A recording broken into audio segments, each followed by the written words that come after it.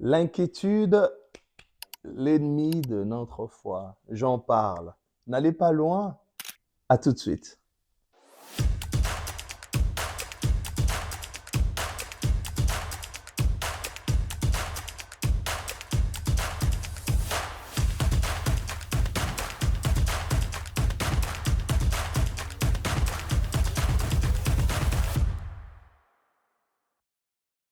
Shalom chez vous à la maison. Ici, l'apôtre Oscar Tukala. Nous continuons avec cette série sur la santé mentale. Que des commentaires, je ne savais pas que les gens allaient vraiment être intéressés autant à ce sujet, mais waouh! Et encore, comme on avait dit dans l'intro, que nous encourageons l'Église d'en parler. Et merci à toutes les personnes qui nous ont écrit et j'espère que les conseils que nous vous donnons, ça vous aide. Donc voilà, et bénissons le Seigneur qu'il est en train d'utiliser notre personne afin de vous aider. Je disais dans mon introduction, aujourd'hui nous parlons de l'ennemi de notre foi, qui est l'inquiétude. L'inquiétude, moi je l'appelle un peu comme un saboteur spirituel, il fait du sabotage, il agit en silence, mais ses effets sont néfastes, il a des effets puissants. Elle a des effets puissants, l'inquiétude, bien sûr. Alors, nous devons tout faire pour la détruire aussi. Elle ne doit pas avoir de la place dans nos vies, elle ne doit pas avoir de la place dans nos cœurs.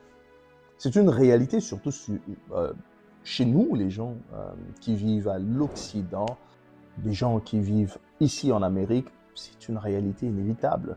Nous dealons avec ça justement à cause de la pression sociale, de l'économie, de la famille. Élever les enfants en Amérique ou en Europe, c'est pas facile.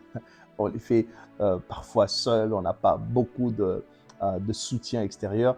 Alors, il est très important, mes bien-aimés, de dealer avec ce sujet, puisqu'il y a vraiment une pression intense que nous expérimentons. Alors, beaucoup vivent avec cette angoisse-là, constante, et c'est vraiment une pression énorme du lendemain. Ils se posent des questions, comment est-ce que je ferai pour l'avenir des enfants, comment faire pour, surtout pour ceux qui sont en train de finir le high school, qui doivent aller au collège, cette pression-là, on se pose la question sur notre avenir, à quoi va ressembler notre mariage, et tout ça. Il y a vraiment une pression.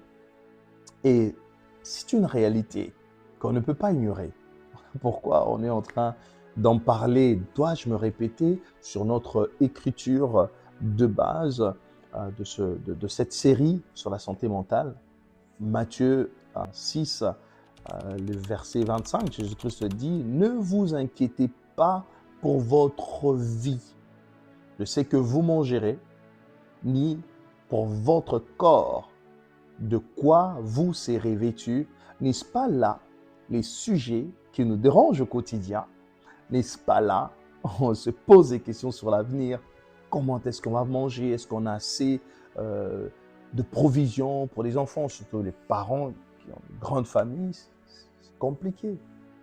C'est compliqué. On s'interroge de ce que les enfants, leurs vêtements, il y a les factures, mortgage et tout ça, les paiements de la maison. Alors, c'est vraiment une pression. Mais Jésus, cependant, il nous dit, ne vous inquiétez pas. Alors, au sujet de l'inquiétude, la première des choses, c'est ne vous inquiétez pas. Ce n'est pas moi qui le dis, c'est le Seigneur qui le dit. Alors, pasteur, est-ce que le Seigneur nous dit qu'il faut juste ignorer l'inquiétude? Jésus-Christ dit ceci.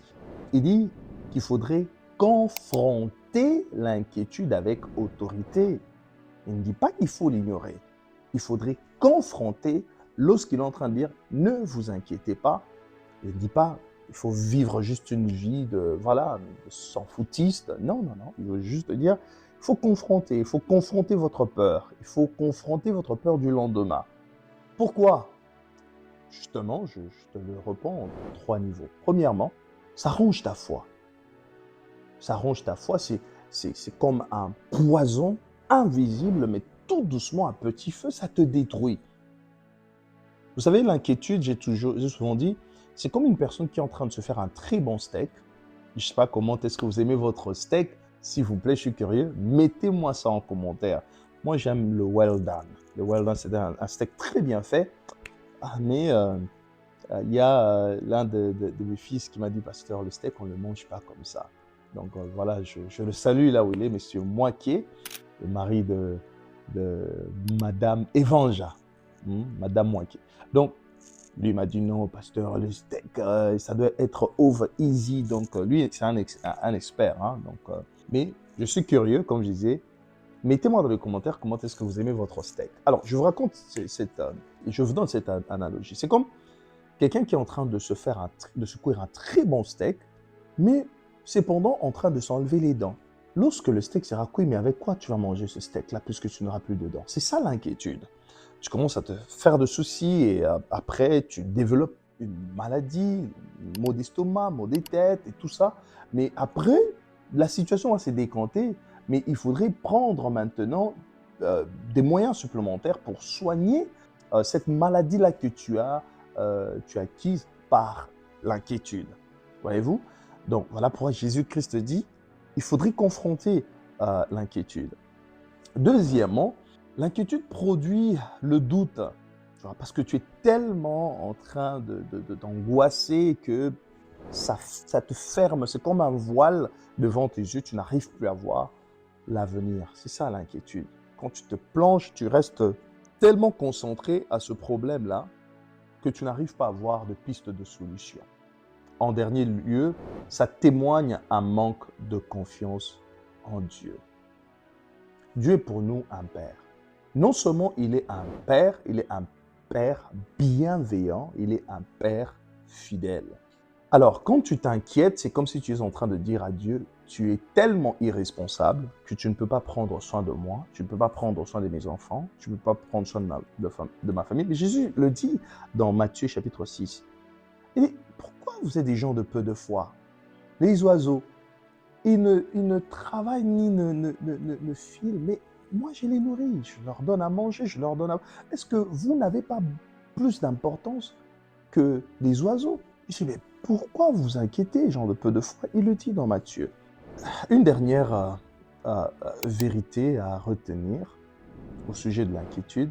L'inquiétude ne change pas le futur. Ah ouais. C'est pas parce que tu dis, bon, si je m'inquiète ou si je ne m'inquiète pas, la situation va changer. Non. L'inquiétude ne change pas le futur. Mais lorsqu'on ne s'inquiète pas, on reste loin de l'inquiétude, nous avons une paix intérieure. Elle ne change pas le futur, mais elle voile la paix du présent. Elle vole, allais-je dire, la paix présente. Alors, il ne faut pas laisser que cette situation puisse te dérober de cette paix que le Seigneur te donne. C'est ce que l'inquiétude fait.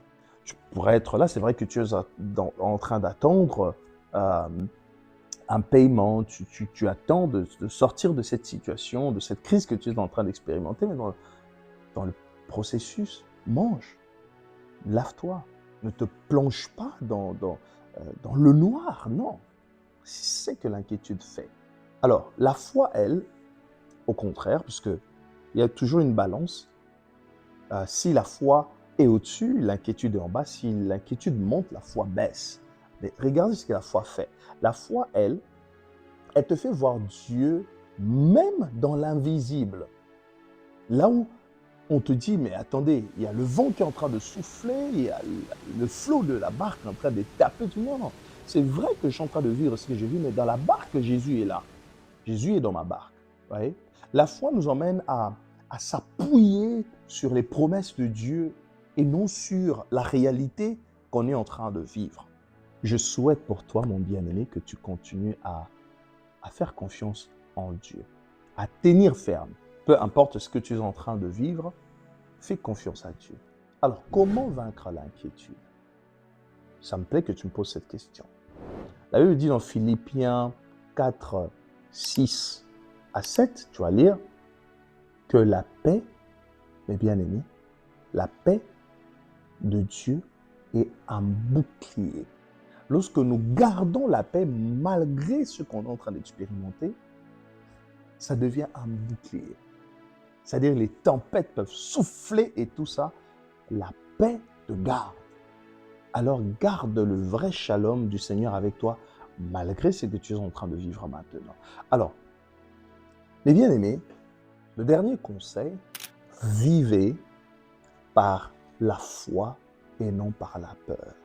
Nous n'avons pas raison d'avoir peur en tant qu'enfants de Dieu.